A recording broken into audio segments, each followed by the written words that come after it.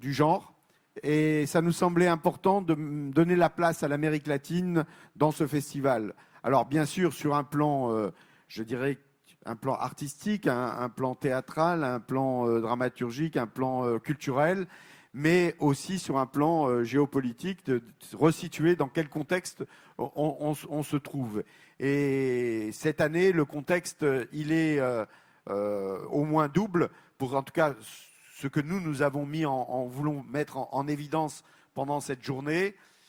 Ce que l'on va évoquer tout de suite, c'est les rapports entre l'Union européenne et l'Amérique latine et la Caraïbe, mais plus particulièrement l'Amérique latine. Pour la Caraïbe, c'est un petit peu différent.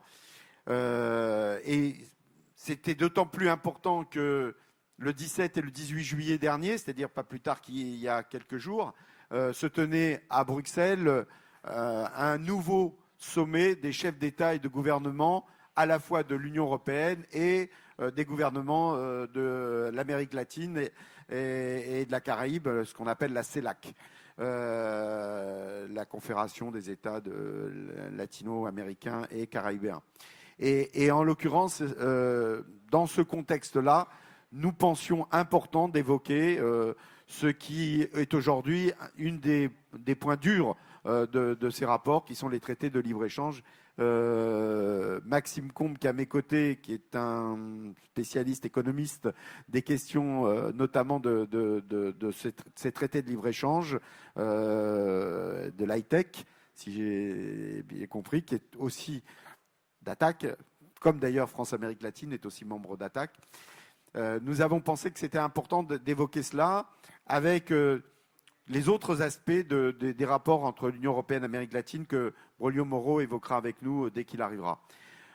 Et la deuxième partie de la journée, cet après-midi, nous avons voulu évoquer les 50 ans de coup d'État qui ont eu lieu en 1973 en Uruguay le 27 juin et au Chili le 11 septembre. Tout le monde a en tête, en tout cas tout le monde a en tête, les plus jeunes naturellement, plus par l'histoire, pour les plus anciens, dont je fais partie, parce que nous étions à cette époque-là présents en France ou d'autres, peut-être même sur place, et avons vécu cette période dramatique avec les 3 premières années du gouvernement Allende, qui au passage ont fait l'existence de France-Amérique latine, puisqu'en France-Amérique latine, à 53 ans, est né le 13 novembre 1970 en France.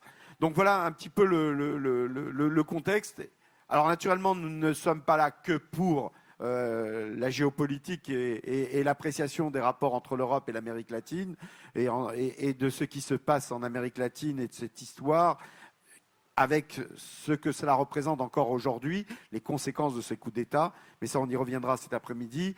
On a aussi cet après-midi une autre partie qui est beaucoup plus culturelle, la présentation des 8 compagnies que nous soutenons au sein du Festival d'Avignon et qui viendront présenter leur travail et qui feront un échange avec la salle, avec vous, dans l'après-midi. Et on terminera par un spectacle qui est une avant-première, un spectacle fait par de jeunes Uruguayennes qui nous viennent de Lyon et qui est un très beau spectacle qui vous sera proposé et offert en fin d'après-midi à partir de 18h jusqu'à 19h. Donc voilà, la journée est assez dense, assez complète. Elle se fait dans de multiples partenariats.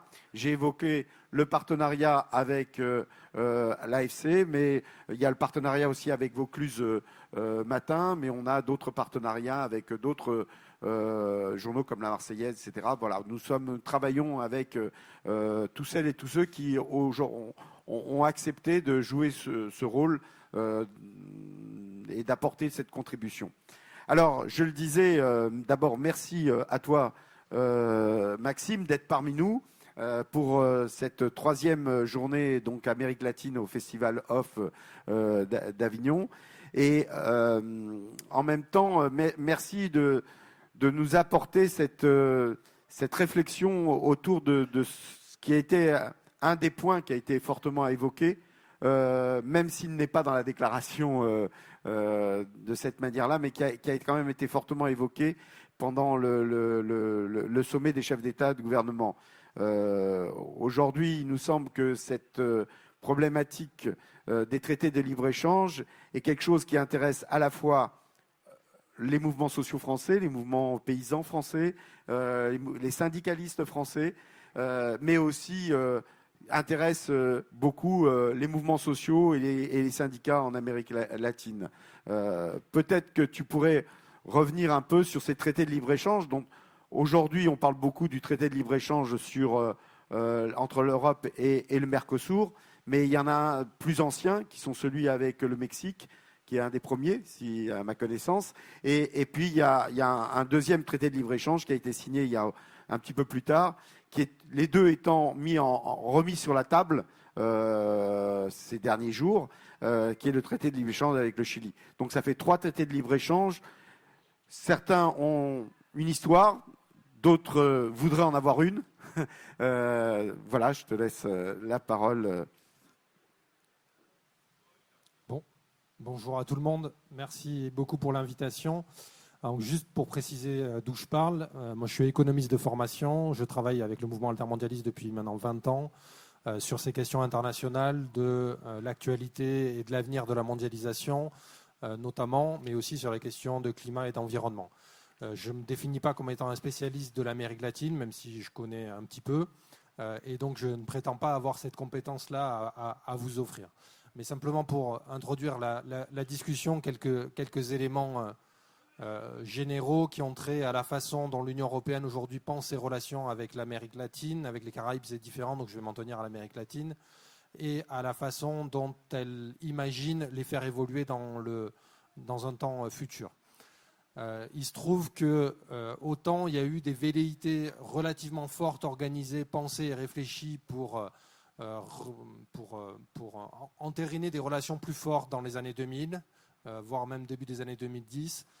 Aujourd'hui, celles-ci ont complètement été mises sous le tapis pendant longtemps, jusqu'à très peu, sur lequel je vais revenir. Et il n'y a qu'à voir la présidence d'Emmanuel Macron, qui en 6 ans ne s'est toujours pas rendu en Amérique latine, alors qu'on est supposé, en fait, y compris en tant que la France, avoir la plus longue frontière terrestre extérieure de l'Union européenne, qui est celle entre la Guyane et le Brésil. Donc du coup, il y a en fait, ces dernières années, un désintérêt extrêmement massif qui a été de fait institutionnalisé par l'absence de politique et de stratégie réellement déployée par l'Union européenne envers l'Amérique latine. Et à travers la pandémie, à travers la guerre en Ukraine, l'Union européenne est en train d'être confrontée à de multiples crises, la crise énergétique, les tensions sur les marchés internationaux, la raréfaction de l'accès à un certain nombre de ressources qui peuvent être des ressources naturelles, mais pas seulement, à la montée de la compétition entre les deux blocs, les deux superblocs mondiaux que sont la Chine et les États-Unis. Et d'un coup, l'Union européenne s'est rendue compte qu'il y avait d'autres pays sur la planète avec lesquels éventuellement elle pouvait produire des éléments, mais du coup elle le fait avec son vieux logiciel, avec un logiciel complètement, de notre point de vue, suranné et obsolète, qui est de considérer que ce que nous allons faire avec l'Amérique latine, c'est finalement simplement du commerce, c'est simplement et exclusivement mettre la main sur les ressources naturelles des pays d'Amérique latine et ouvrir de nouveaux marchés pour les multinationales européennes. Ce qui est clairement aujourd'hui mis en exergue avec la volonté que la Commission européenne a eue une fois Lula réélu, enfin élu après Bolsonaro, qui a été de dire formidable, cette élection de Lula, ce n'est pas une opportunité pour la solidarité entre les peuples, ce n'est pas une opportunité pour raffermir les dimensions démocratiques des relations entre l'Union européenne et l'Amérique latine. Non, c'est une formidable opportunité pour finir et finaliser un accord de commerce entre l'Union européenne et les pays du Mercosur.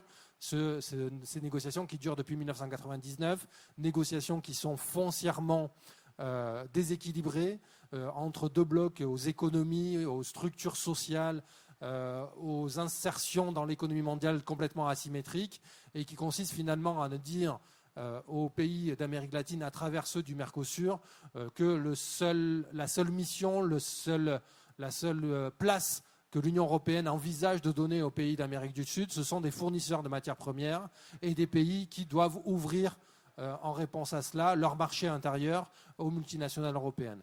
Et l'accord UE-Mercosur transcrit de manière très exactement et très explicitement cela. C'est un accord qui vise à importer de la viande, à importer du sucre et à leur refourguer les voitures thermiques et les pesticides dont on n'a plus le droit ou on n'aura plus le droit de vendre sur le territoire européen dans les années à venir. Et le sommet UE-CELAC qui s'est préparé durant les 6 derniers mois et qui s'est tenu à Bruxelles ces 17 et 18 juillet en est l'amère transcription. C'est une incompréhension manifeste qui s'est traduite à travers ce sommet-là, une incompréhension sur ce qui peut se passer, se dire et s'exprimer des deux côtés de l'Atlantique sur la guerre en Ukraine, pour des bonnes et de mauvaises raisons. Je ne suis pas là pour faire ce point spécifique, mais on pourra y revenir. Mais également une incompréhension sur ce qu'attendent les pays, ou en tout cas ce qu'attendent les populations, ou ce qui pourrait être imaginé en termes de relations diplomatiques entre des blocs essentiellement démocratiques. Et disant cela, je ne passe pas du tout sous le tapis le fait que le Paraguay est une dictature presque à part entière. Mais en gros, l'élection de Lula, il aurait dû falloir la voir comme très bien. Nous avons aujourd'hui un certain nombre de pôles démocratiques qui aspirent à certaines formes de justice sociale, de solidarité, de politique alternative. Non, on préfère recevoir Modi à grande pompe le 14 juillet à Paris, lui dérouler le tapis rouge, alors que c'est aujourd'hui une démocratie qui est en train complètement de se déliter et d'être transformée de l'intérieur. Et vis-à-vis de l'Amérique latine, les seuls messages qui ont été envoyés par Bruxelles ces derniers mois, c'est arrêter de dire n'importe quoi sur l'accord UE-Mercosur. C'est votre avenir que de nous fournir des matières premières agricoles, que de nous fournir des matières premières énergétiques, que de nous fournir des matières premières minières. Et d'ouvrir vos marchés aux entreprises européennes. Donc c'est en fait une stratégie complètement réductrice, une stratégie sans finalité progressiste, sans finalité d'expansion, de solidarité entre les populations, et une stratégie qui est extrêmement dangereuse et pernicieuse pour l'avenir, y compris du point de vue strict de la logique commerciale. On nous dit, maintenant que c'est Lula, nous pouvons signer un accord de commerce, parce que quand Bolsonaro était là, ce n'était pas possible. Oui, mais qui nous dit que Lula sera encore là dans 30 ans ? Il y a peu de chance. Qui nous dit que Lula sera encore là dans 4 ans ? Il y a peu de chance vu la situation politique au Brésil. Donc du coup, on a beaucoup mieux à faire que d'offrir comme seule perspective, comme seul futur possible à ces pays d'Amérique latine des accords de libéralisation du commerce qui visent simplement à s'assurer qu'une part de la croissance économique mondiale qui est à venir dans les années prochaines revienne aux multinationales européennes, qui est l'unique stratégie, l'unique volonté de l'Union européenne.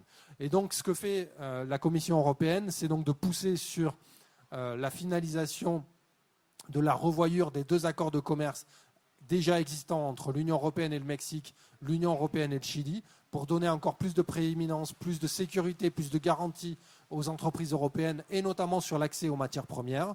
L'objectif de cette nouvelle version de l'accord UE-Chili, c'est notamment mettre la main et garantir un accès privilégié au lithium chilien, finalement aux politiques de Green Deal de l'Union européenne, sans aucune considération pour les impacts locaux que va avoir cette industrie minière, pas simplement au Chili, mais également en Argentine. Vous avez peut-être suivi ce qui est en train de se passer dans la province, je ne sais jamais prononcer son nom, mais du Jujuy, voilà, il y a des oui, bah, excusez-moi, je parle un peu espagnol, mais alors pas du tout argentin, même si je les comprends.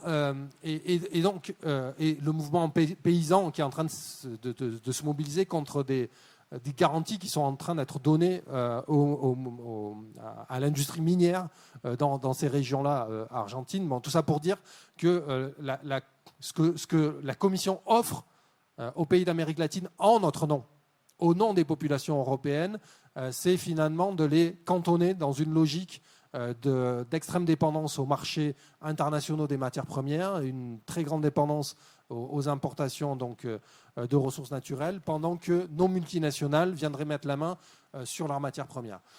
Et ce qui est face à cette situation-là, donc sachez que pendant le sommet UE-CELAC, il y a également eu un partenariat sur les matières premières qui a été signé entre l'Union européenne et le Chili, qu'il y a la même volonté entre l'Union européenne et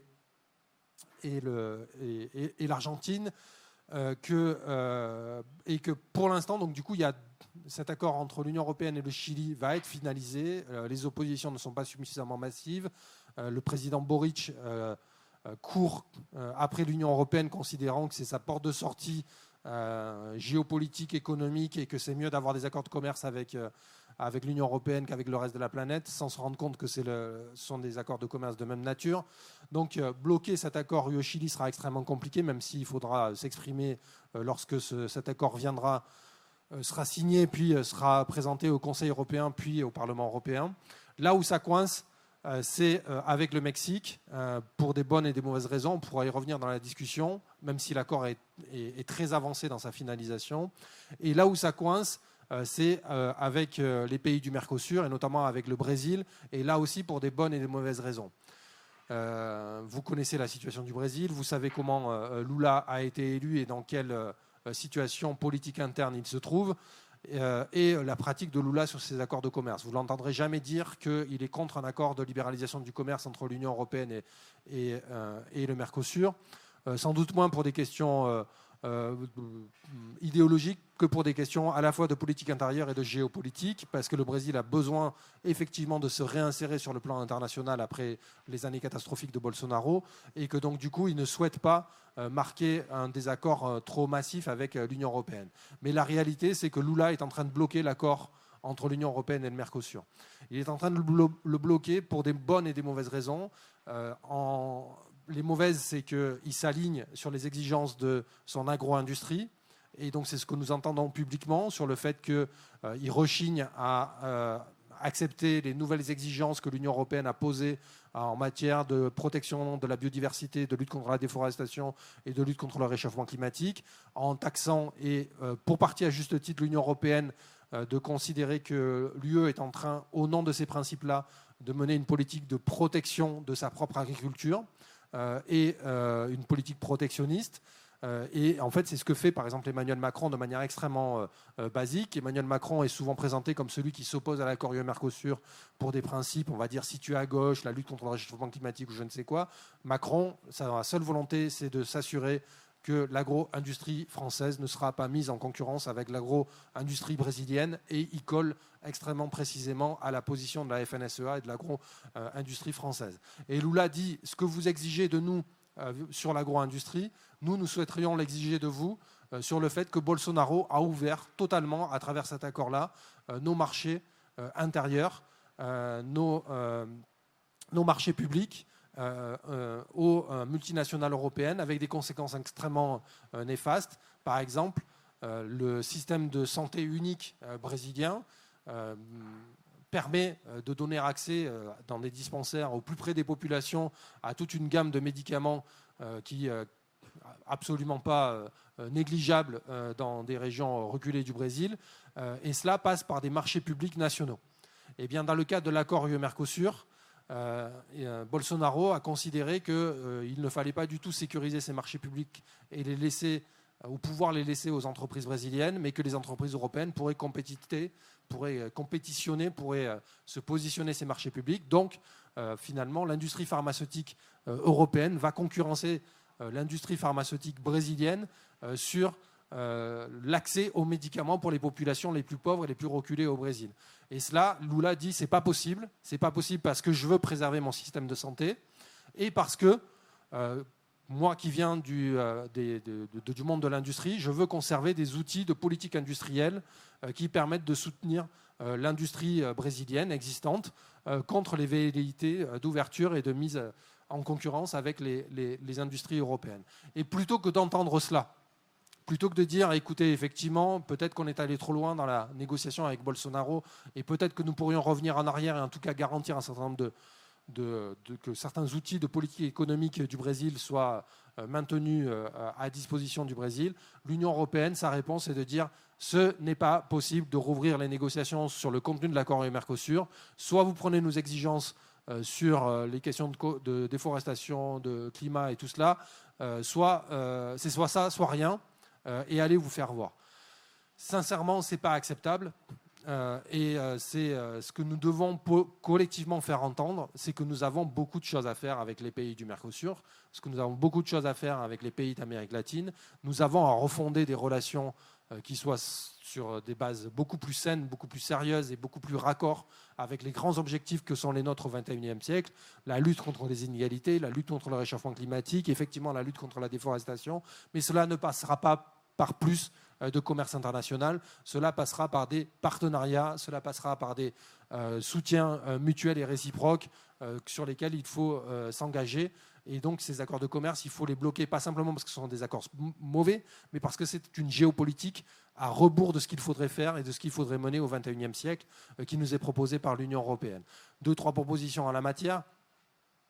Il serait possible aujourd'hui d'aller vers ces pays et de leur dire « Ok, on voit bien que l'enjeu du XXIe siècle, c'est notamment une forme ou des formes de développement d'une économie verte.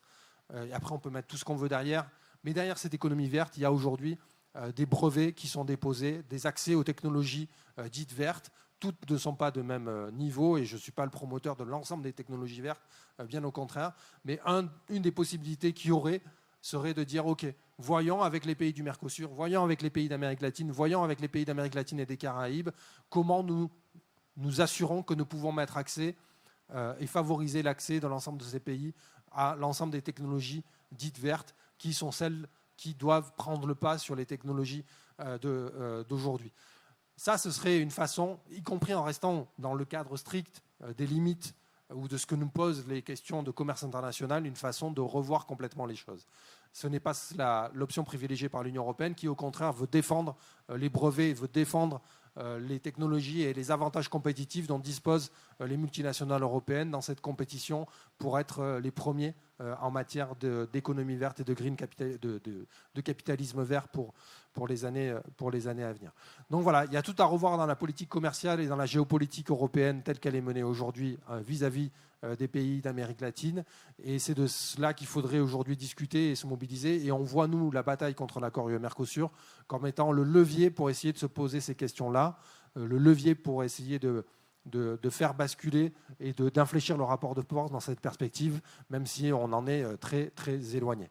Un mot simplement pour vous dire et vous parler des dynamiques de mobilisation et de construction collective des sociétés civiles sur ces questions. Aujourd'hui, il y a une coalition européenne d'organisations qui travaillent sur ces politiques commerciales européennes, mais nous avons l'équivalent au Brésil avec un front brésilien de lutte contre l'accord UE-Mercosur qui regroupe à peu près l'essentiel de ce que représente la société civile brésilienne, que nous avons des liens aussi extrêmement forts avec nos alter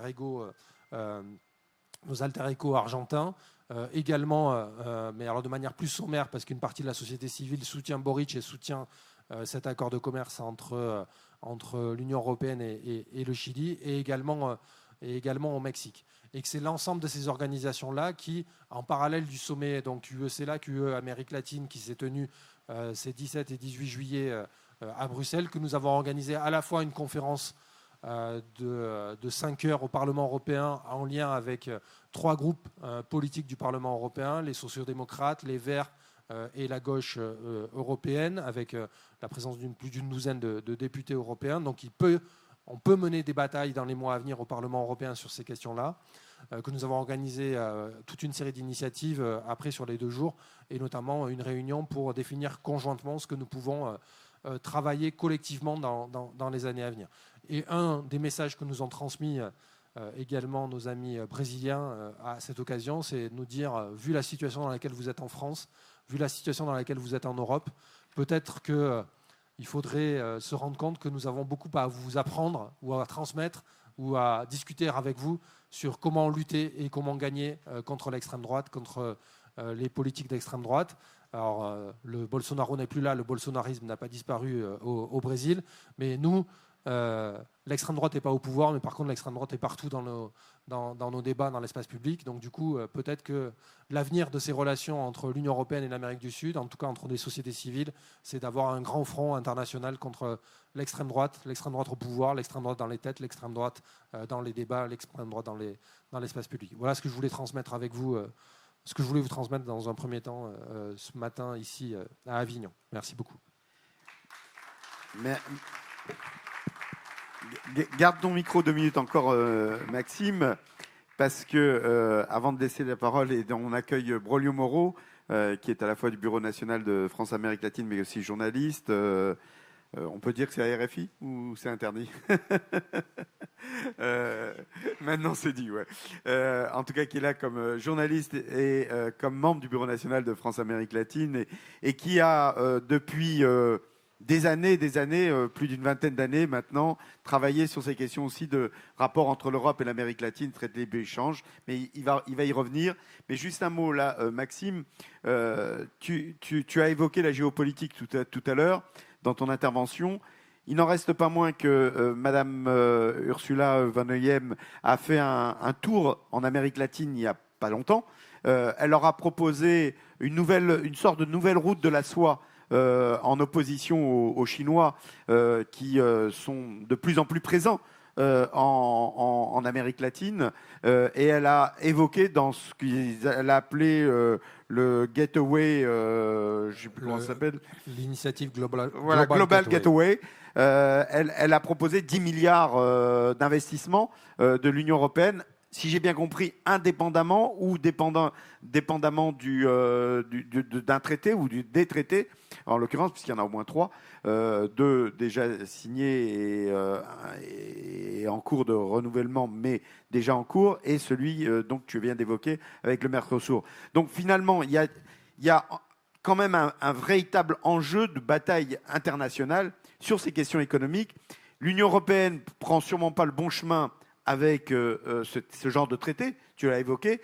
Il n'en reste pas moins que géopolitiquement, il y a véritablement une vraie bataille économique internationale. Oui, effectivement, j'ai pas évoqué cette initiative de la Commission européenne. En fait, tout le monde à Bruxelles, parce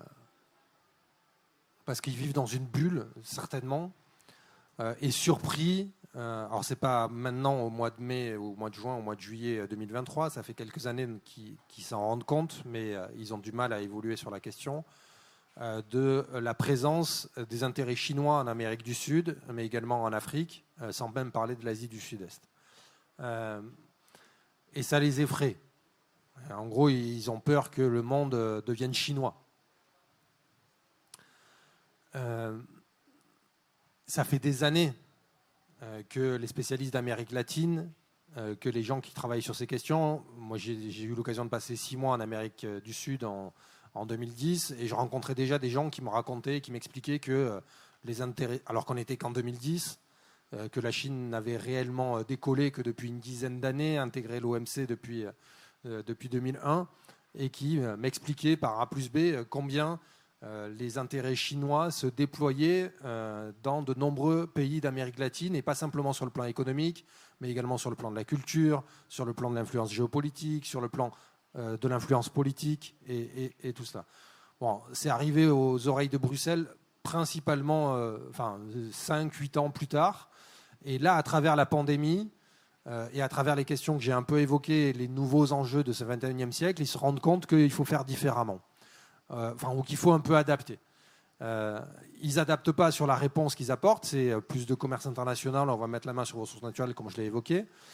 Mais ils ont mis, pas simplement cela sur la table, ils ont mis effectivement, alors ce n'est pas nécessairement 10 milliards, ça va être beaucoup plus, on parle maintenant de 40 milliards, ça peut monter certainement à plus, 40 milliards et 100 projets qui sont dans les tuyaux. Ce sont des projets d'infrastructure, ce sont des projets pour aller investir dans les ports, ce sont des projets pour aller investir dans les infrastructures de transport, ce sont des projets qui sont effectivement calqués, sans nécessairement toute l'expérience qui va avec, sur les routes de la soie chinoise. C'est l'Union européenne qui est en train de copier la Chine sur sa façon de faire pour l'Amérique latine et pour essayer de réinsérer les intérêts économiques européens au cœur des zones dynamiques sur le plan économique et financier d'Amérique latine. Et c'est effectivement énoncé par la Commission européenne comme étant, si vous êtes docile, si vous acceptez que les intérêts européens soient satisfaits du point de vue de l'Union européenne dans nos relations Amérique du Sud, Union européenne, eh bien nous investisserons massivement, à la fois par de l'argent public et par de l'argent privé, dans l'économie sud-américaine.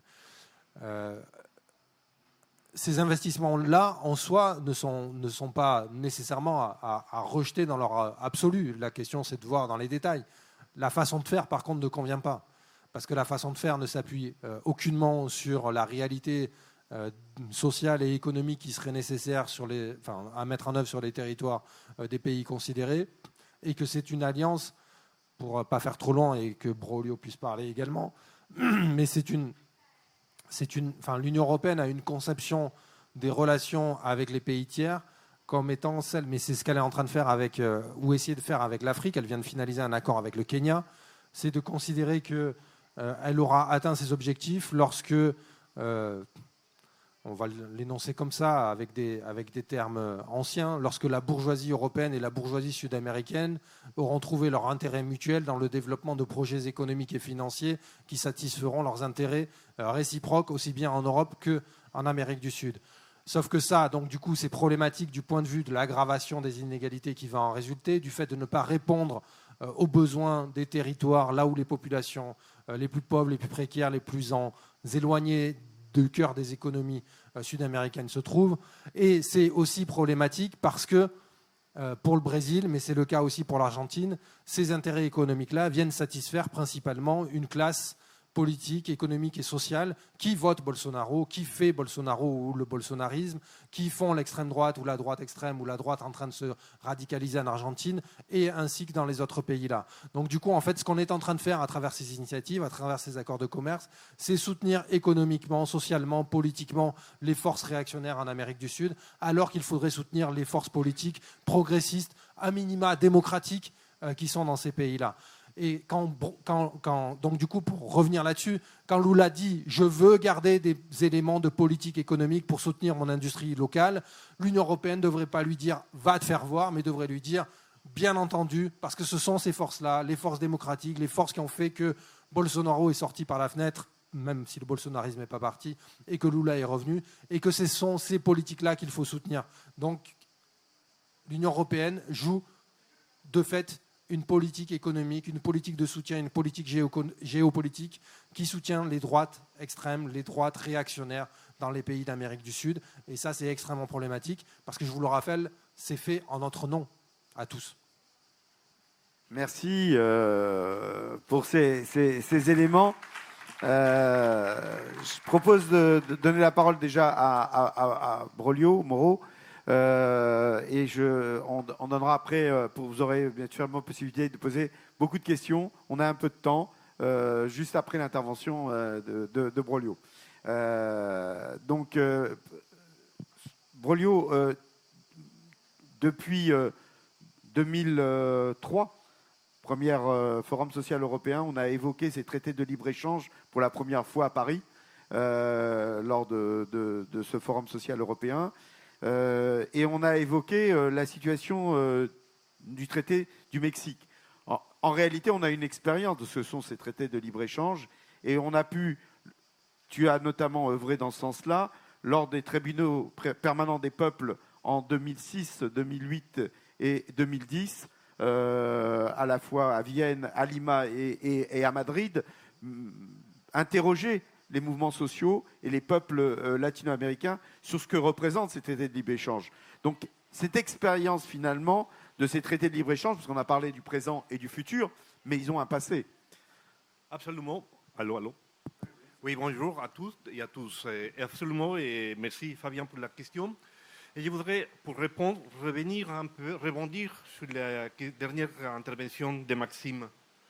Je vais vous lire une chose qui fait partie du passé et vous allez comprendre ce qui va se passer à l'avenir. Je vais vous lire la chose suivante. C'est un document de 2010. C'est le sommet des chefs d'État et de gouvernement Union européenne, Amérique latine. Il est là. C'est un document de 24 pages. Okay. Ce document, entre autres, point 33, signale le suivant. Nous nous sommes mis d'accord pour créer un nouveau mécanisme d'investissement vers l'Amérique latine avec le but principal d'aider à mobiliser des fonds pour faire le développement de l'Amérique latine, etc., etc., etc. En plus, nous allons créer, lors du sommet à Lima, une fondation Union européenne-Amérique latine. Je parle bien 2010. Et je vous dis une autre chose. dans les plans d'action, qui sont 12 pages de plus, il parle d'une question importante, le thème de la migration. Et là, dit la chose suivante, nous c'est-à-dire l'Union européenne et l'Amérique latine, nous allons promouvoir le plein respect des droits de l'homme de tous les migrants et améliorer la situation de ces personnes-là. Ça fait 13 ans qu'on parle de ça. Quelle est la situation aujourd'hui? Aujourd'hui, l'Union européenne, comme a été évoqué tout de suite, propose cette histoire-là qui s'appelle Gateway, la passerelle globale. Sauf que déjà en 2008, en 2010, l'Union européenne proposait la même chose pour l'Amérique latine. En quoi ça consiste? Des accords de libre-échange, d'aperture commerciale, des investissements pour promouvoir les investissements privés. On revient au passé avec un discours supposé moderniste, d'actualisation, de renforcement des rapports entre l'Union européenne et l'Amérique latine. Il faut dire non. Ils sont en train de nous vendre la même chose qu'il y a 13 ans avec les résultats qu'on connaît déjà. Et là, je me permets de revenir sur la question posée par Fabien. Moi, je suis mexicain d'origine. Le Mexique, c'est le premier pays avec lequel l'Union européenne a signé un accord global, dit global, l'année 2000. Ça fait 23 ans. C'est-à-dire qu'on a déjà la possibilité de faire un bilan, presque un quart de siècle après, de ces résultats-là. Le Mexique a été aussi le premier pays de l'Amérique latine à signer un accord, ça en 1994, avec les États-Unis et le Canada, l'accord de libre-échange États-Unis, Canada, Mexique. Aujourd'hui, à l'époque ALENA, aujourd'hui TECAM. Bien.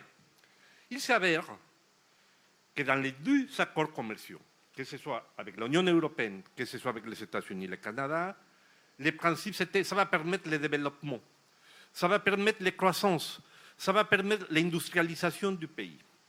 Bien.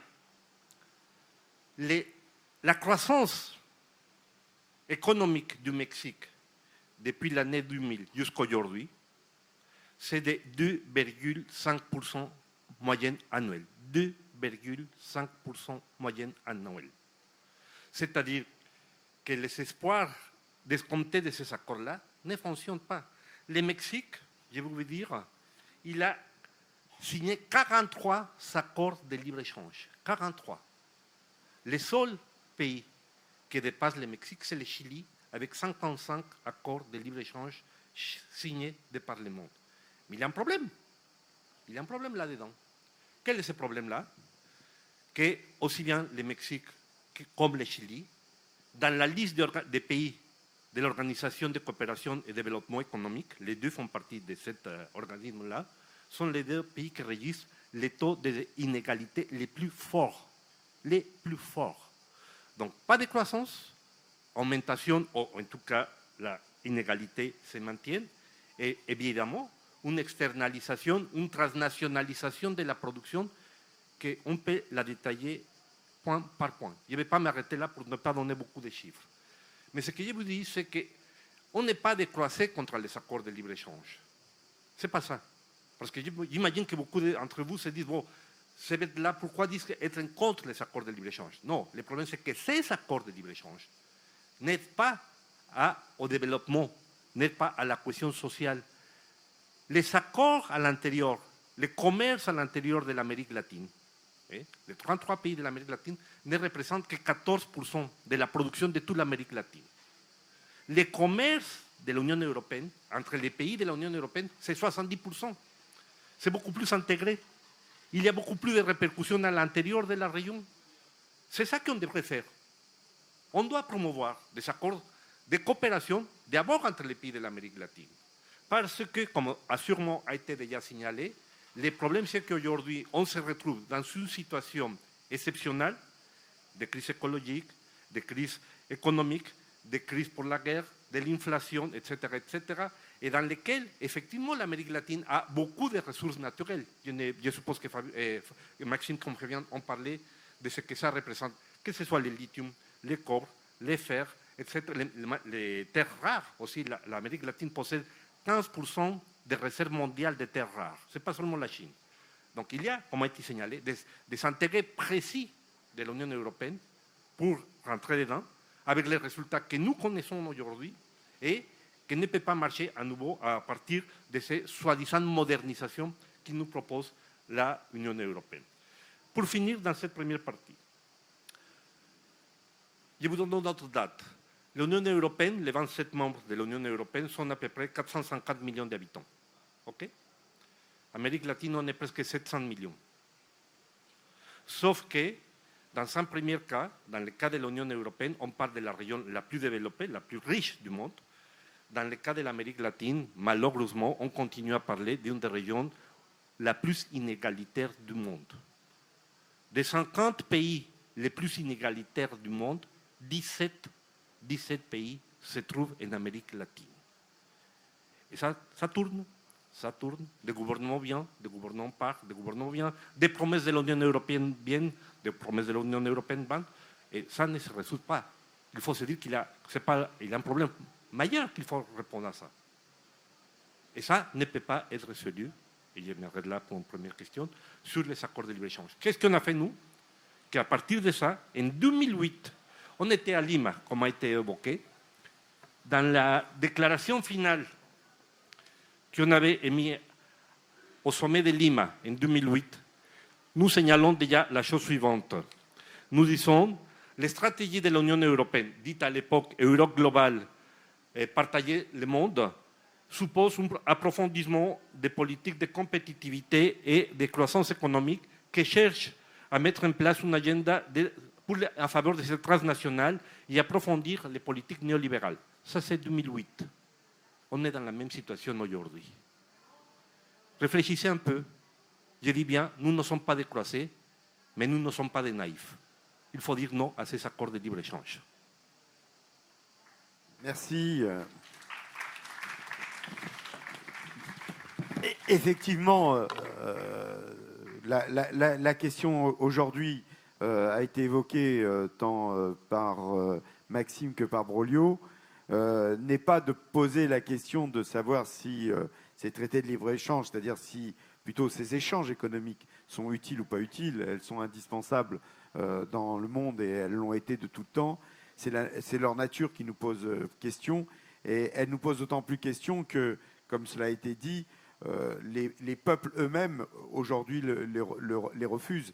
Et justement, Broglio, juste encore quelques mots avant de donner la parole à la salle, ce qui était, me semble-t-il, intéressant dans les tribunaux permanents des peuples qui ont été organisés donc en 2006, 2008 et 2010, ce sont ces témoignages-là qui ont été récoltés, à la fois, bien sûr, de ceux qui ont subi ces traités localement, mais aussi ceux qui craignaient leur extension par ailleurs. Est-ce que tu peux en redire deux mots Effectivement, nous avons créé en 2003 le réseau Enlazando Alternativas, que c'était un partenariat entre des organisations de l'Amérique latine et de l'Union européenne en partant d'un critère.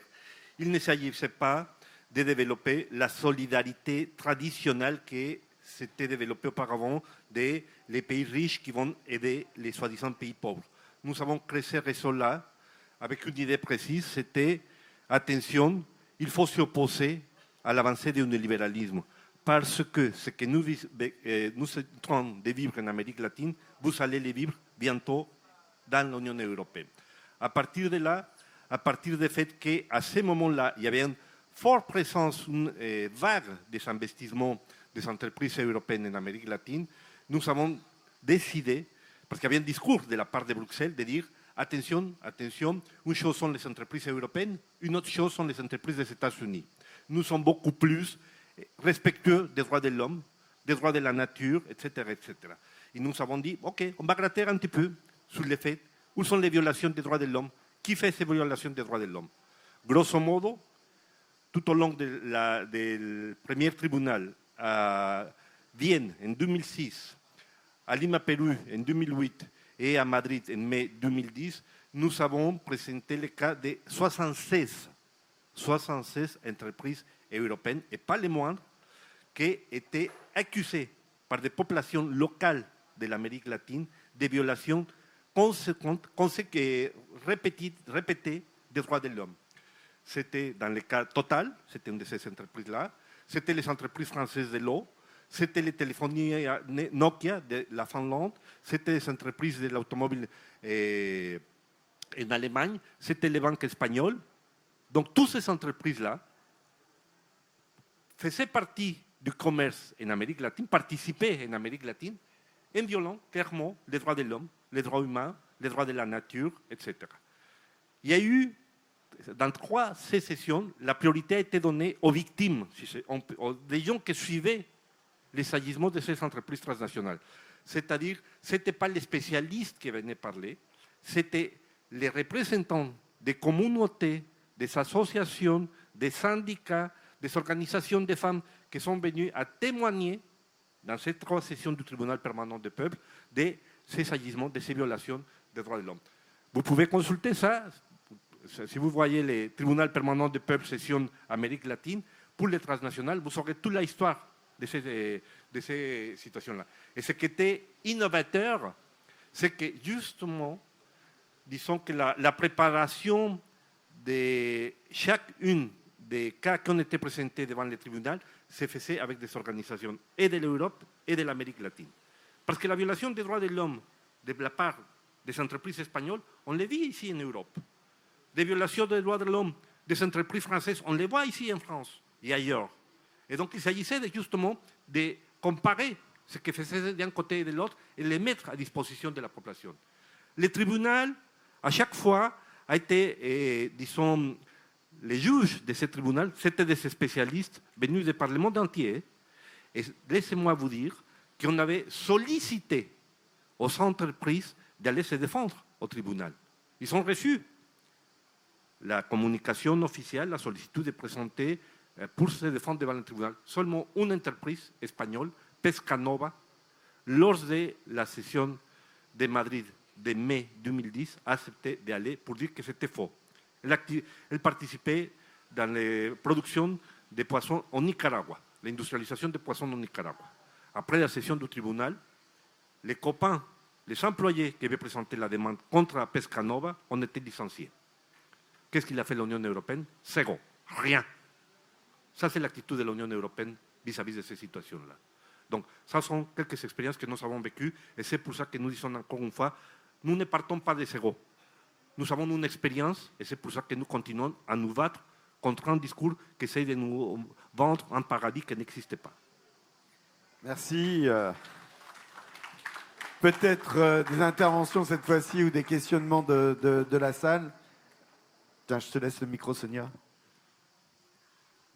Je voudrais simplement préciser, parce qu'il y a encore des représentations, qu'il y a un spectacle programmé dans le festival IN, Dispatch, qui reprend le tribunal des peuples et notamment ce procès qui avait été réalisé à la demande de France-Amérique latine. Donc vous pouvez y assister, c'est une metteuse en scène bretonne, Julie Alliot, Dispatch, et vous pourrez réécouter ces témoignages du tribunal des peuples par les témoins qui sont réellement venus déposer ce jour-là.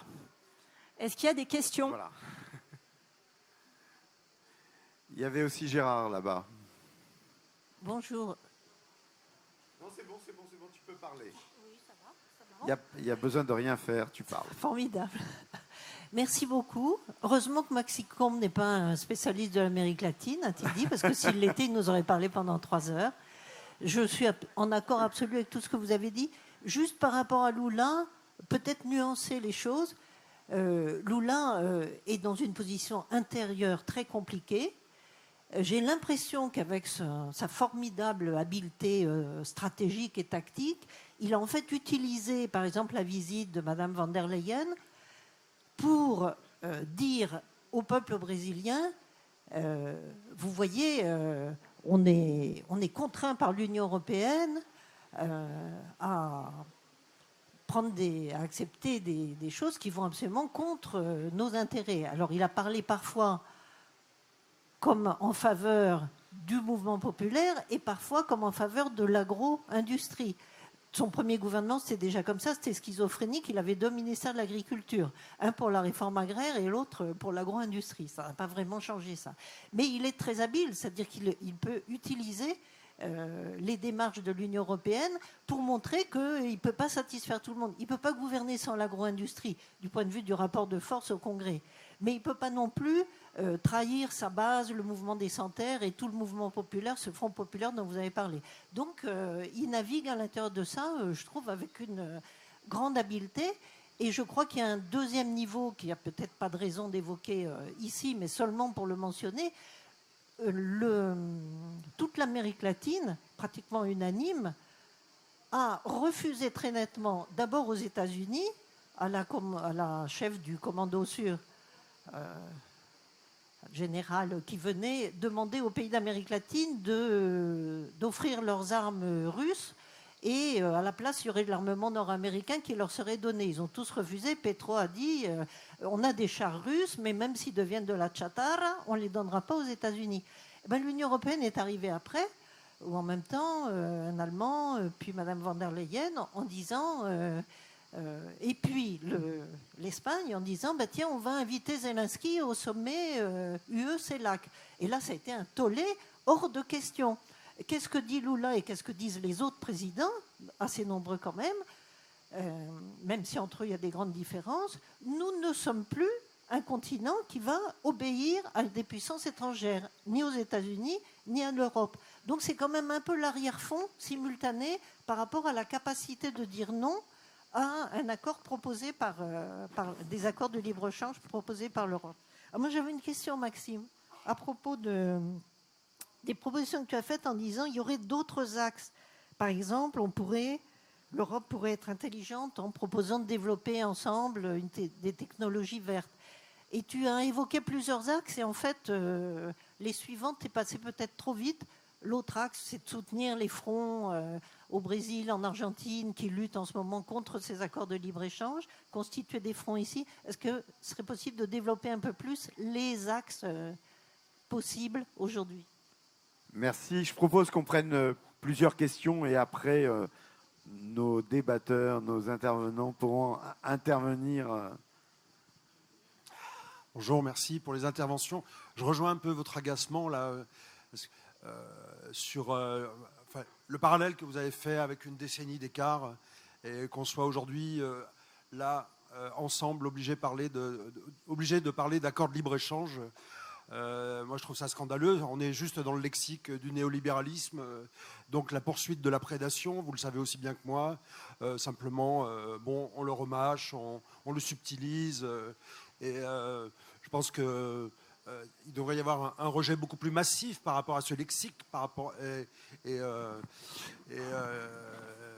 voilà, ça m'interroge en fait que quand même, voilà, on ne cesse de remâcher la terminologie des maîtres, des dominants.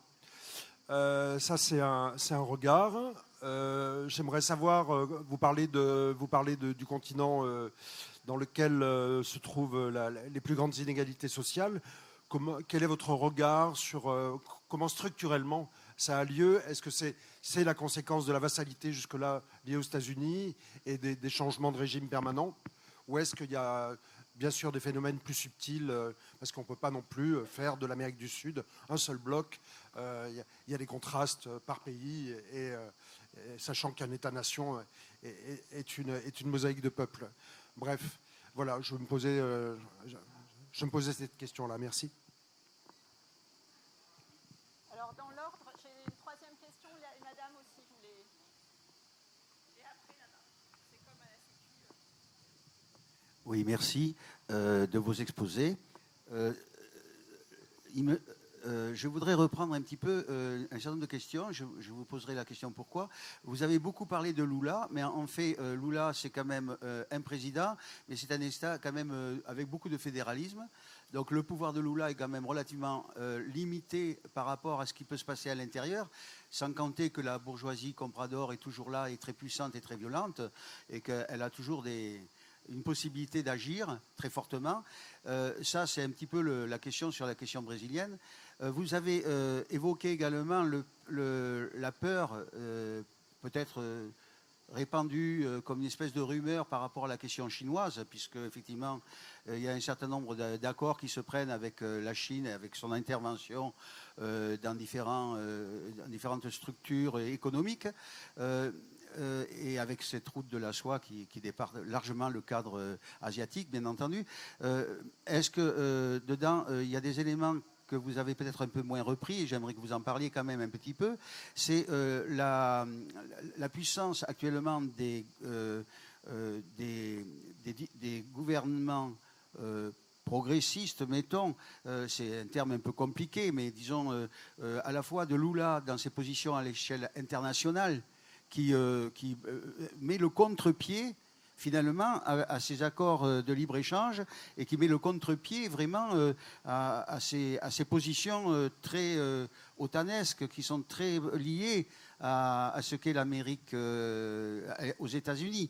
Et il y a également la position aussi de Manuel López Obrador, et puis il va y avoir des élections qui sembleraient aller dans le même sens, qui fait qu'il s'écarte beaucoup de ce qu'a été avant la puissance de l'EA, de la puissance de ce qui avait provoqué toutes les régimes sanguinaires et les plans Condor et tout ce qui s'était passé.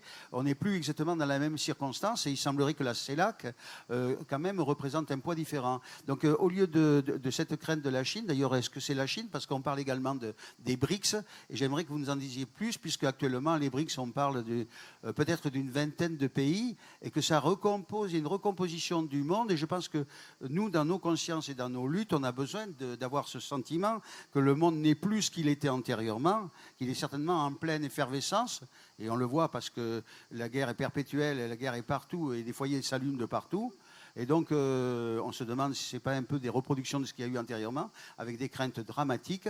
Donc, est-ce qu'il n'y a pas effectivement des possibles bien différents aujourd'hui? Bien sûr, ça dépend peut-être de la conscience des peuples. Quand je vois ce qui se passe au Pérou, malheureusement, avec des fois des distensions qui ne permettent pas à des présidents d'avoir les coups des franches par rapport à une antériorité, quand je vois ce qui se passe au Chili, qui malheureusement est pratiquement dans la situation de la période pinochetiste, alors qu'il y a eu des élections et tout, c'est un peu dommage. Voilà, donc c'est ces questions-là que je voudrais que vous développiez un petit peu. Une dernière? Non, une dernière première ronde. Il y avait la dame qui... Une dernière première ronde. Voilà la dame là devant. Il y a trop de Et questions. puis il y aura d'autres questions, hein, ne vous inquiétez pas. Mais peut-être laisser nos amis répondre dans un premier temps. Madame, à vous. Bonjour, merci pour vos Le micro analyses. plus proche de vous. Merci pour vos analyses et pour les informations que vous avez si clairement exposées. Et je voulais vous poser une question. Vous avez dit qu'il y avait les accords qui coinçaient avec le Brésil et le Mexique pour des bonnes ou mauvaises raisons. Vous avez fait une exposition sur ce qui s'est passé avec le Brésil. Est-ce que vous pouvez nous dire aussi ce qui se passe avec le Mexique? Merci. Bien, voilà, on a là un certain nombre de questions qui sont, à mon avis, très pointues, si je puis dire, dans la manière de poser les problématiques. Donc, je vous laisse le soin d'y répondre, même si je pourrais apporter mon opinion, mais là, ce n'est pas pour mon opinion qu'on vient aujourd'hui. Il y a beaucoup de questions et je vais en laisser de côté. Sur Lula et la première question, et sur le fait que vous pointiez le fait qu'il est dans une situation extrêmement compliquée et qu'il fait preuve d'habilité pour gérer cela. Moi, mon propos n'était ni d'être pro-Lula, ni d'être anti-Lula ici, c'est pas mon sujet.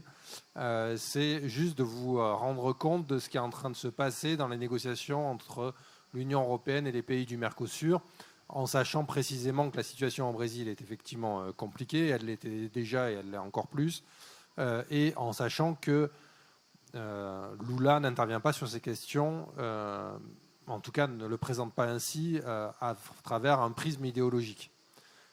Il intervient toujours sur ces questions de relations internationales, de commerce international, de libre-échange, à travers un prisme relativement finalement classique, mais souvent incompris du coup en Europe, parce qu'on en attendrait des présidents de gauche ou progressistes d'Amérique du Sud qu'ils viennent dans le débat géopolitique avec des positions d'abord idéologiques, alors que Lula, oui, tient compte de la réalité politique, économique et sociale de son pays, et il ne va jamais dire publiquement au niveau international, je ne veux pas d'un accord avec l'Union européenne parce que ça favoriserait trop mon agro-business destructeur de la forêt amazonienne. Si on attend ça de Lula, on sera déçu. Donc c'est dans ce cadre-là que je me plaçais, et donc de comprendre ce qu'il est en train de jouer. Et ce qu'il est en train de jouer, alors j'ai pas le fin mot, je ne sais pas jusqu'où il veut aller, je ne lui fais pas de chèque en blanc. Et donc en ce sens, je ne suis pas certain que Lula et la CELAC soient aujourd'hui sur un positionnement contre les accords de libre-échange en général ou contre ces politiques libérales. Je suis même plutôt circonspect sur une telle prise de position. Mais ce que je comprends de la position de Lula sur l'accord UE-Mercosur, c'est qu'il vient avec une position qui est de considérer que ce que l'Union européenne prétend obtenir du point de vue de la protection de son agribusiness, lui dit il n'y a aucune raison que vous protégiez votre agribusiness dans la mondialisation en train de se renouveler et se transformer, et que moi je n'ai pas les moyens, parce que Bolsonaro vous a laissé toute la possibilité pour le faire, que je n'ai pas les moyens de protéger mon industrie actuelle, naissante ou innovante. Et donc il a toute une série de préconisations et d'exigences qui sont en rien des exigences antilibérales, de mon point de vue, qui sont simplement des exigences d'un chef d'État qui considère que sa politique économique doit être dotée d'une certaine capacité d'autonomie, de souveraineté nationale, et qui ne doit pas dépendre exclusivement des marchés internationaux et de choix qui sont faits à l'extérieur du pays. Grosso modo, il veut, de la même manière qu'on essaie de le faire en Europe avec d'autres outils, il veut s'assurer de pouvoir soutenir son industrie technologique.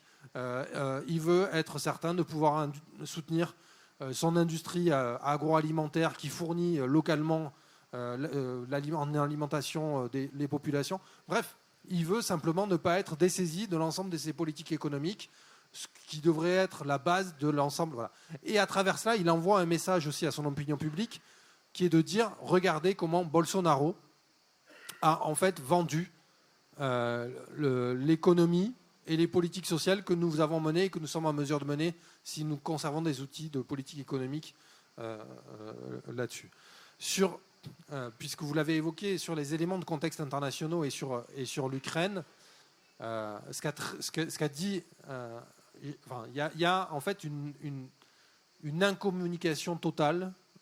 Ils ne se comprennent pas entre l'Union européenne et les pays de la CELAC et globalement les pays qui ont compté dans le sommet UE-CELAC de ces derniers jours, donc Lula,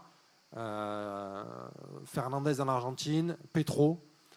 Et ce que leur ont dit sur ces questions de géopolitique internationale et de guerre, c'est que vous ne pouvez pas exiger de nous que nous nous alignions sur vous sur l'Ukraine, alors que la position que vous prenez sur l'Ukraine n'est absolument pas la même que la position que vous avez prise sur l'Irak, sur d'autres pays du Moyen-Orient, et qu'en gros votre géopolitique à géométrie variable en fonction de la réalité des pays, eh bien aujourd'hui vous en payez les conséquences, et donc nous ne nous alignerons pas comme vous l'avez fait là-dessus.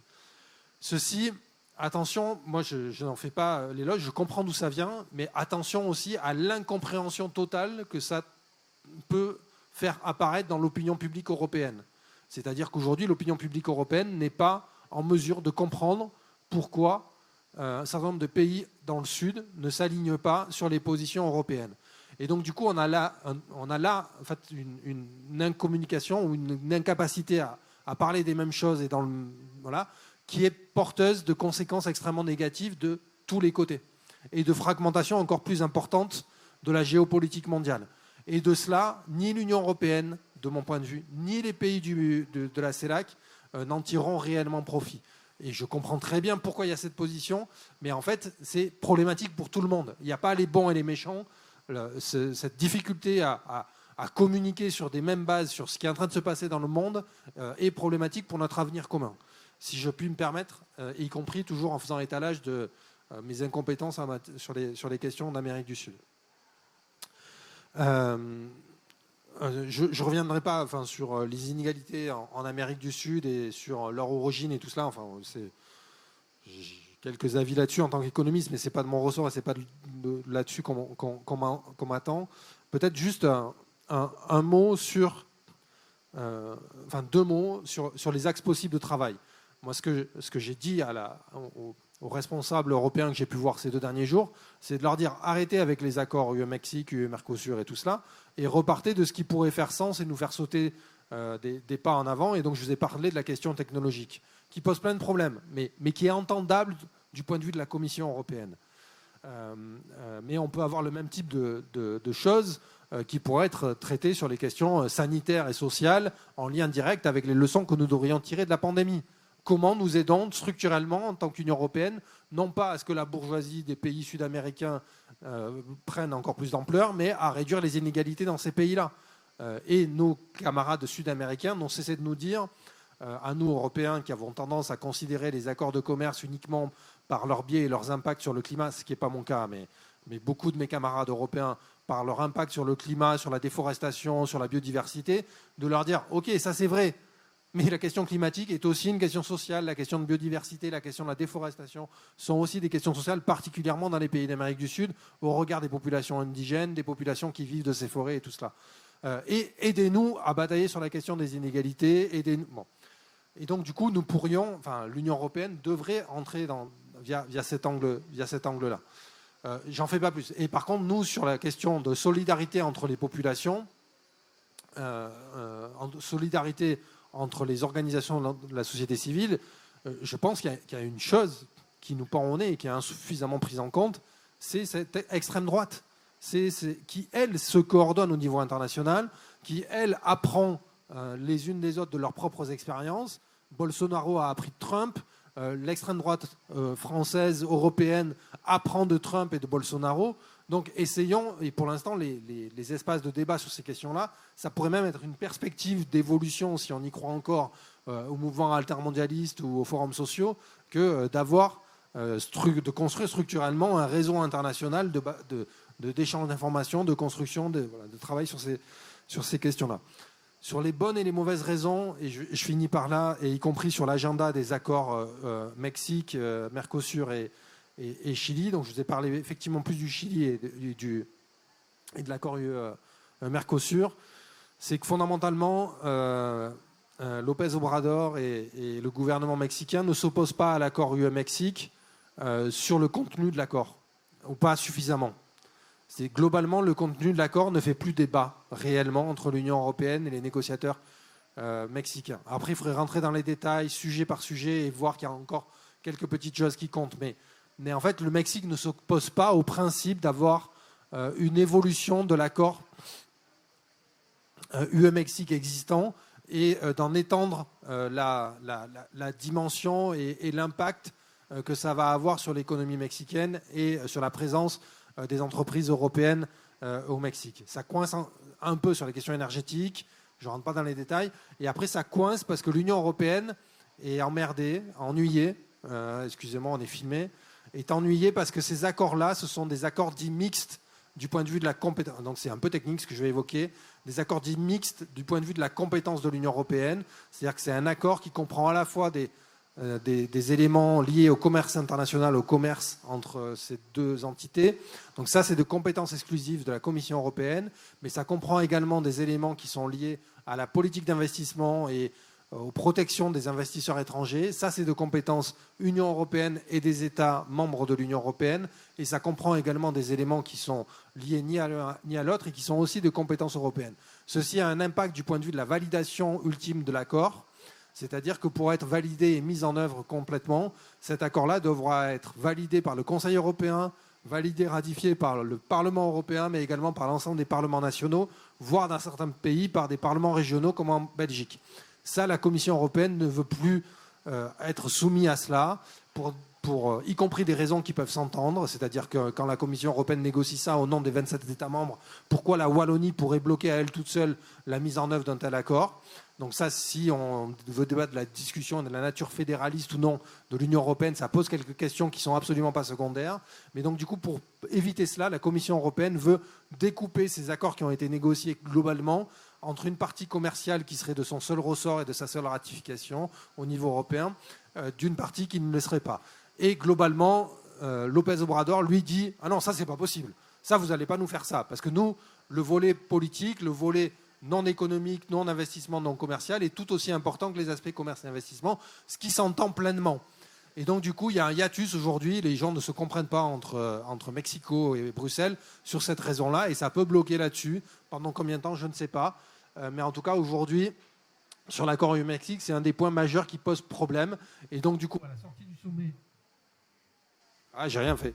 À la sortie du sommet UE-CELAC, en termes d'agenda, sur l'accord UE-Mexique, on n'a pas d'agenda clair d'évolution des négociations. Du coup, il y a des réunions qui vont être encore programmées, mais je ne peux pas vous dire aujourd'hui, ce sera finalisé et signé entre les deux entités à telle date, puis présenté au Parlement européen. On n'a pas cet agenda-là, donc on peut encore retarder les choses, y compris en fonction des échéances électorales mexicaines et européennes. Sur l'accord UE-Chili, là, les choses sont beaucoup plus claires. Ça va avancer maintenant très vite. Il y a une date donc, que je n'ai plus vraiment en tête, au mois de novembre. Donc, je ne sais plus si c'est le 11, 12, 17, 18 ou 19, 20, je ne sais plus. Mais qui serait pour finaliser définitivement l'accord et donc le processus de ratification puisse commencer du côté des deux entités. L'accord UE-Mexique, on a 0 chance ou 0,1% de chance de bloquer cet accord-là. UE-Chili, on a 0,1%. Voilà, c'est très, très difficile. Et sur l'accord UE-Mercosur, il y a de nouvelles négociations au sommet UE-CELAC qui sont arrivées à rien sur l'accord UE-Mercosur. Vraiment rien. Et donc ça, d'un certain point de vue, c'est une petite victoire. C'est-à-dire qu'au lendemain de l'élection de Lula, la Commission européenne a dit le sommet UE-CELAC, c'est un sommet où on arrivera à finaliser UE-Mexique, UE-Chili, UE-Amérique du Sud, et vous verrez, on aura donc du coup une nouvelle perspective de construction collective entre l'Amérique du Sud et l'Europe. Ça, ce n'est pas le cas. Et sur UE-Mercosur, du coup, il y a des négociations au haut niveau entre négociateurs au mois d'août. Il y aura de nouvelles échéances à l'automne. Si on est capable de maintenir la pression, maintenir les divisions qui peuvent exister entre les pays de l'Union européenne, entre eux, et entre les pays de l'Union européenne et le Mercosur, on devrait pouvoir arriver à ce qu'ils ne le finalisent pas d'ici la fin de la présidence espagnole de l'UE, c'est-à-dire le mois de décembre.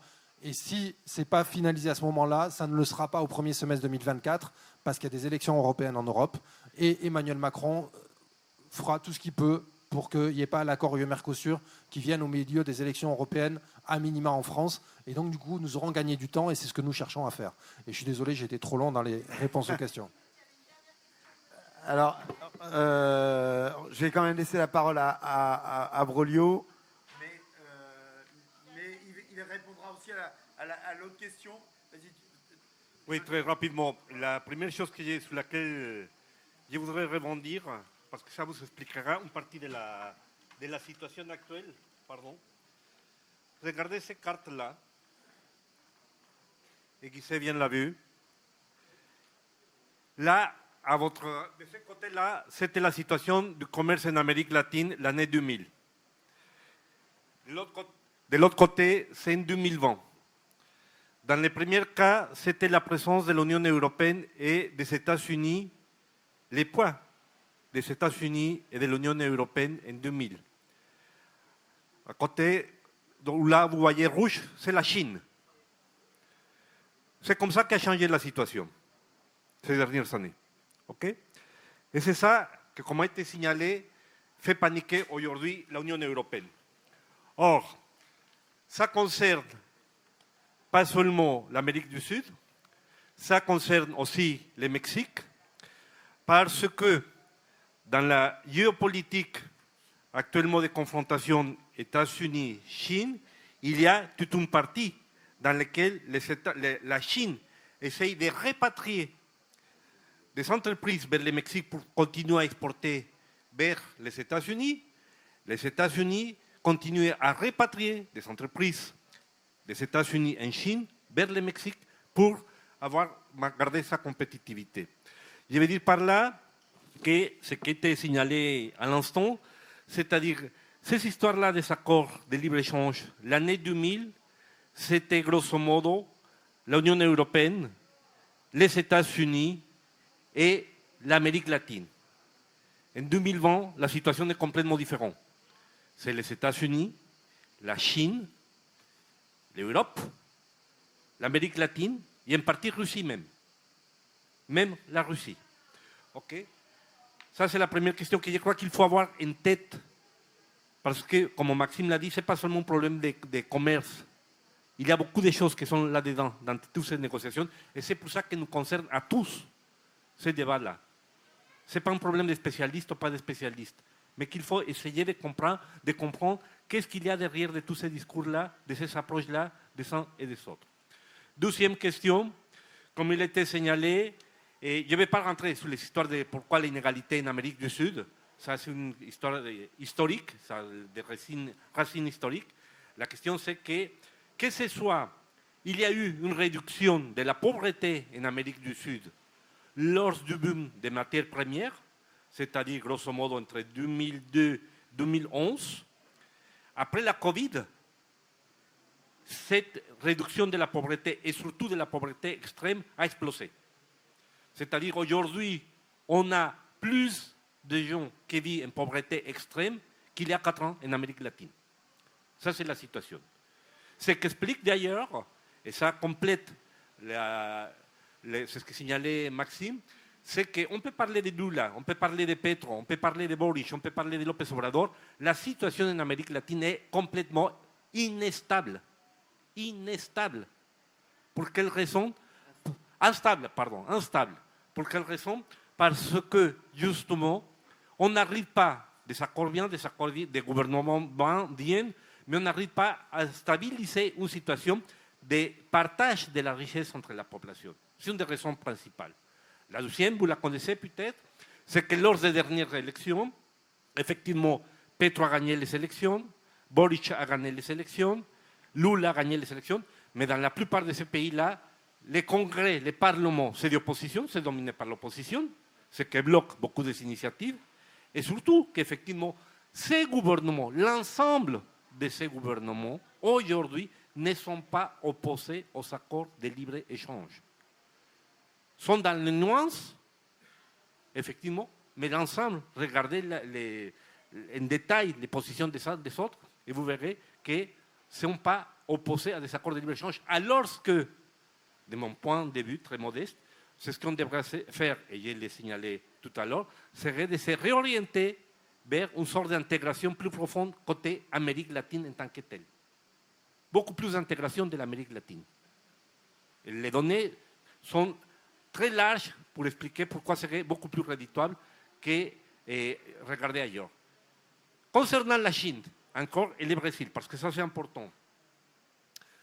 Je ne sais pas si vous êtes au courant que le Brésil vient de signer un accord avec la Chine pour des échanges de marchandises dans lesquels on n'utilisera plus les dollars. On utilise le renminbi, la monnaie chinoise, pour faire des échanges entre le Brésil et la Chine.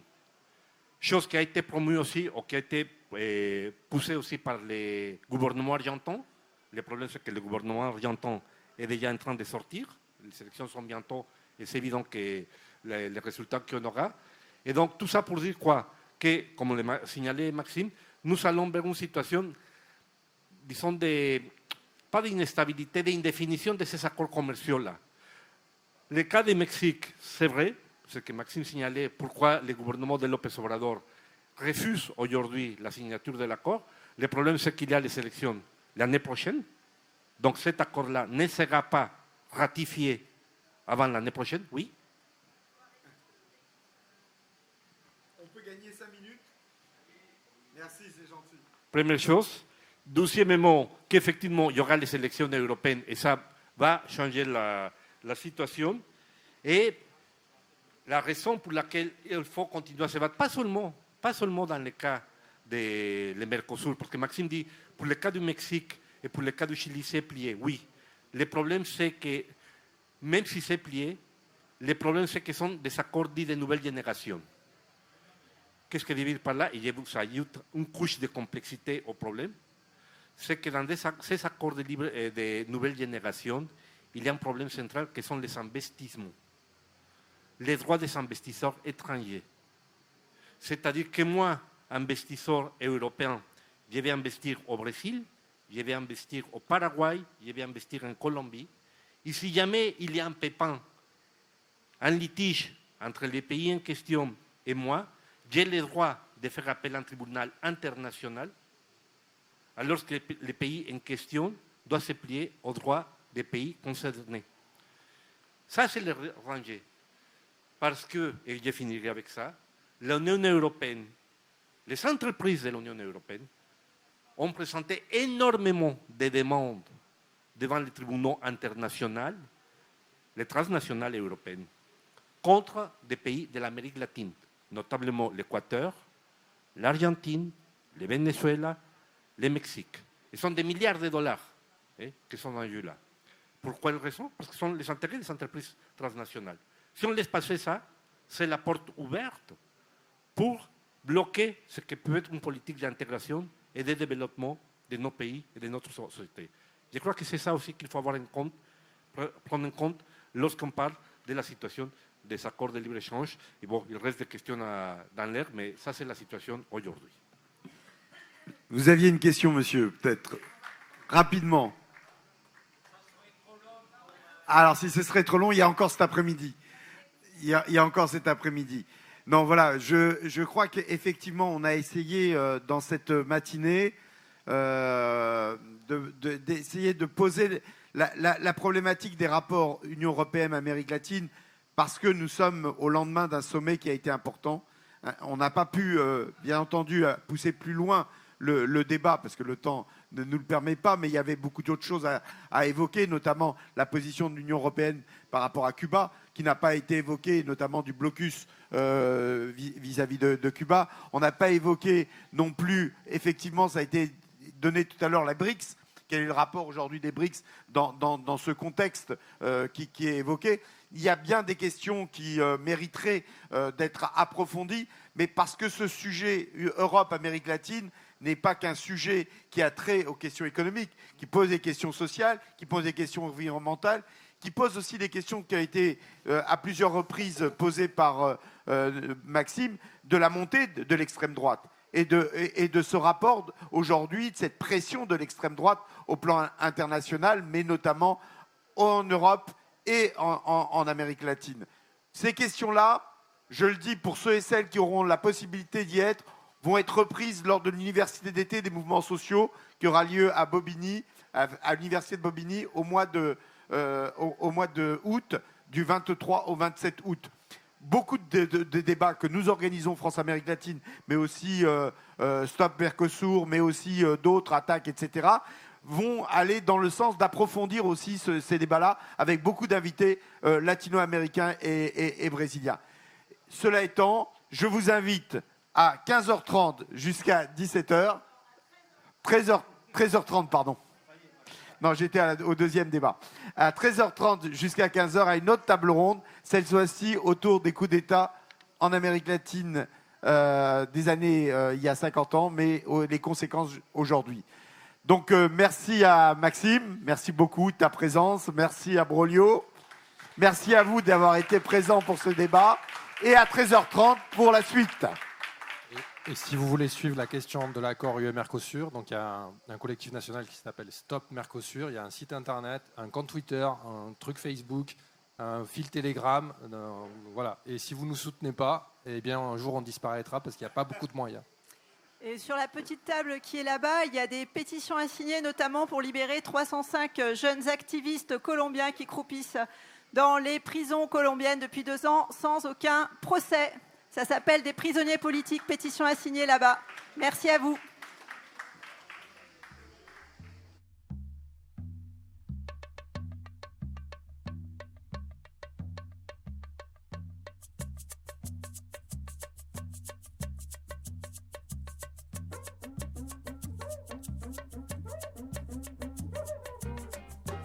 Alvorada. lá no morro, que beleza.